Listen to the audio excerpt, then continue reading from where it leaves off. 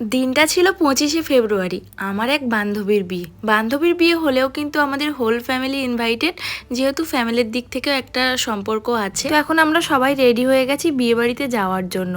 আর আমি ভেবেছিলাম বউ ভাতের দিন থাকতে পারবো না, তাই আমি বিয়ের দিনই লেহেঙ্গাটা পরে নিয়েছিলাম। আর দাদাকে ফোনটা ধরিয়ে দিয়ে বললাম একটু ভিডিও করে দে আমাকে, কেমন লাগছে দেখ। দেন চললাম সবাই বিয়ে বাড়ির উদ্দেশ্যে। আর বিয়েটা ওদের বাড়িতে হচ্ছে না, একটা হলে হচ্ছে, সেটা আমাদের বাড়ির থেকে কাছেই। আর ওই যে লাইট দেখতে পাচ্ছ না, না ওটা বিয়ে বাড়ির লাইট নয়। পরের দিন যেহেতু শিবরাত্রি ছিল তাই ওটা সাজানো হয়েছিল। চলে এসেছি আমরা বিয়ে বাড়ি। আর এখানে ব্রাইডকে দেখো কত মিষ্টি লাগছিল। এরপর আমার যাদের সঙ্গে দেখা হলো, আমি তো এক্সপেক্টই করিনি ওদের সঙ্গে আমার দেখা হবে, কারণ এখানে আমার অনেকগুলো স্কুল ফ্রেন্ড ছিল। আর অনেক দিন পর অনেকের সঙ্গে দেখা হয়েছে। 2-3 জনের সঙ্গে প্রায় দেখা হয়, বাট বেশ কয়েকজনের সঙ্গে অনেক বছর পর দেখা হলো। দেখা হয়তো ভালোই লাগছিল। বিয়ে বাড়ির উপলক্ষে একটা রিউনিয়ন হয়ে গেল আমাদের।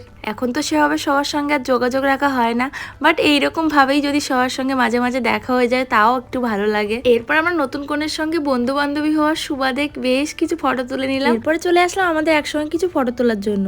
কিন্তু জায়গাটা এতটাই শর্ট ছিল, আসলে জায়গা শর্ট ছিল না, আমরা লোক সংখ্যায় বেশি ছিলাম, তো ঠিকঠাক ফটোই উঠছিল না। তাই এদিকে সুমন ভেতর থেকে কয়েকটা চেয়ার নিয়ে আসলো, আর সবাই মিলে এখানে অ্যারেঞ্জমেন্ট করে বসা হলো।